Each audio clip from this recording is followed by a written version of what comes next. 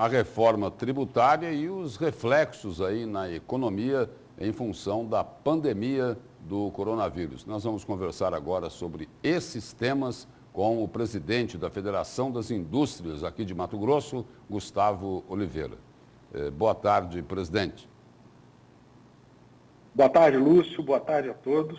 É importante a gente falar, num cenário de tanta incerteza, né, de tantas mudanças, a gente falar claramente sobre o que pode nos esperar aí nesse segundo semestre de 2020. Presidente, os municípios, os estados estão recebendo aí uma transferência volumosa, um volume gigantesco de recursos federais para fazer face, né, para compensar a queda de arrecadação. E olha que a arrecadação aqui em Mato Grosso não tem nem caído. A arrecadação vai muito bem, obrigado. O problema é quem está pagando essa conta aí é o comércio e a indústria. Situação complicada, não é?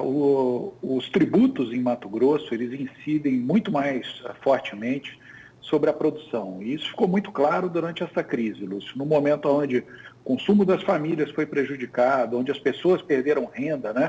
As pessoas, os CPFs, a arrecadação estadual se comportou de maneira até superior à do ano passado.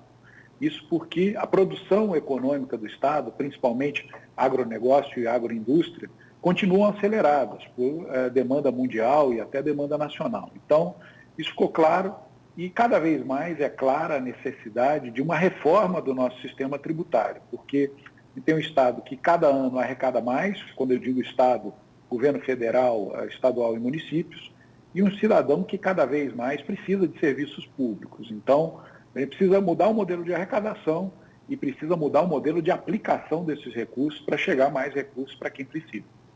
Presidente, nessa primeira parte aí da reforma tributária que chegou lá à Câmara Federal, alguns setores da indústria eles acabarão sendo beneficiados porque poderão compensar, aquela lei da compensação. Agora, o setor de serviços aí está muito preocupado porque seria muito, mas muito castigado com essa primeira parte da reforma encaminhada pelo ministro da Economia, Paulo Guedes. Por um motivo muito simples, Lúcio. Todo o processo, e aí independe de ser indústria ou comércio e serviços, todo o processo que emprega muito, que gera muito emprego e por isso tem um custo de mão de obra muito alto, não vai poder compensar esses impostos que gasta com a mão de obra empregada nas suas planilhas de arrecadação de impostos. A nosso ver, um grande erro dessa reforma é não tratar da reforma dos encargos trabalhistas. O ideal seria que, assim como a indústria se credita dos impostos que paga quando compra insumos, quando compra matéria-prima e quando consome energia elétrica, combustível, que o setor de comércio e serviços pudesse também usar créditos do que gasta com encargos sociais, com o que ele paga de impostos sobre a mão de obra que ele gera. Isso traria uma equalização muito maior para o sistema e tocaria o dedo em outra ferida muito grande, que é o altíssimo custo do emprego no Brasil. Só que o setor de serviços aí tem um problema, né? Uma boa parte dessas empresas não contratam muita gente, não é, presidente? E aí teria dificuldade nessa compensação. Bom, quem não contrata muita gente hoje, em geral, está submetido ao regime do Simples, que é um regime que não foi feito para arrecadar, um regime que foi concebido na sua gênese para ser simplificado, para ajudar as empresas a darem aquele primeiro passo, ajudar quem quer empreender a começar, pagando de maneira simplificada um único imposto numa alíquota reduzida. O que aconteceu ao longo do tempo foi que o Simples foi se ampliando. Hoje a gente tem empresas aí que faturam quase $1 milhão por ano, quer dizer, não são pequenas empresas, submetidas a um regime tributário bem diferente do que as empresas que faturam um pouco mais que isso têm que se submeter. O que a gente defende é uma progressividade não só da alíquota a ser paga, mas também do número de impostos a serem pagos. Eu acho que uma reforma que não compreenda isso, quer dizer, à medida que você vai subindo o degrau, empregando mais, vai gerando mais faturamento, vai aumentando a complexidade da sua operação, você tem condição de administrar mais impostos e tudo isso. Então, o que a gente imagina é que, assim, para o pequeno empreendedor, principalmente, de qualquer área, é fundamental ter simplificação e baixa carga. Ele tem que começar a vida empresarial dele. E ao longo da trajetória, isso chegar até com uma proposta que a gente está vendo agora de 12%, por exemplo, sobre o imposto que vai unificar PIS e COFINS, dando direito ao uso de crédito. Vamos lembrar que hoje, o setor de serviços, ele realmente recolhe uma alíquota menor, mas, por exemplo, quando ele paga lá 5% de ISS, que não está incluso nessa proposta, ele não usa crédito nenhum. E é preciso que a gente junte mais impostos, trate os problemas graves, que são a alta carga e o alto custo de gerar postos de trabalho e as distorções tributárias, para fazer com que o ambiente empresarial no país seja mais harmônico e mais justo para todos. E um outro complicador aí é o vencimento dessa medida provisória aí, a 927, né, que vai criar dificuldades aí para as empresas, não é? Muito, porque no momento onde a pandemia vai ficando mais grave aqui em Mato Grosso, onde a gente atinge aí o pico, né, dos contágios e principalmente das mortes, as empresas têm que ter à sua disposição todas as medidas para poder preservar vagas de emprego, preservar postos de trabalho ocupados hoje por pessoas que foram qualificadas, que têm toda a condição de fazer isso. Quando a medida provisória caduca e não deixa mais que o empresário antecipe férias, que ele converta trabalho presencial em trabalho remoto e tantas outras facilidades que a MP 927 trazia, isso dificulta a manutenção de empregos. Nós estamos muito preocupados com isso.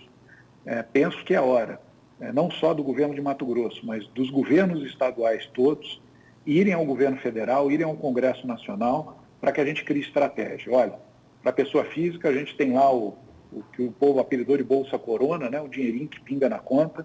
Para as empresas, o socorro não está chegando, e para preservar os empregos, o socorro não está chegando. Isso vai fazer com que muitas empresas fechem, como já fecharam no país, e que muitos postos de trabalho sejam extintos. Isso é péssimo para a economia, não só agora, como na retomada no pós-pandemia. Presidente, antes da gente encerrar aqui, voltando para a questão aqui mais local, né? Principalmente aqui em relação à Grande Cuiabá. O governador Mauro Mendes, ele abaixou um outro decreto, né? Liberando aí para que abram as portas ou reabram as portas, academias, salões de beleza, barbearias. Os empresários aí ligados à indústria e ao comércio acreditam que outros setores também poderão ser flexibilizados a partir de agora? Lúcio, o grande movimento agora, ele se divide em duas frentes. Evitar aglomerações em qualquer lugar e combater rapidamente as pessoas que forem detectadas ou supostamente, né, estejam infectadas com coronavírus através do tratamento precoce. Muitas atividades econômicas que estão embargadas e que absolutamente não geram aglomeração de pessoas. Vou citar um exemplo, corretor de imóveis. Eu nunca vi uma corretora de imóveis com aglomeração de gente na porta. E é uma atividade embargada por ser julgada não essencial. Mas está na hora, sim, da gente rever esse critério.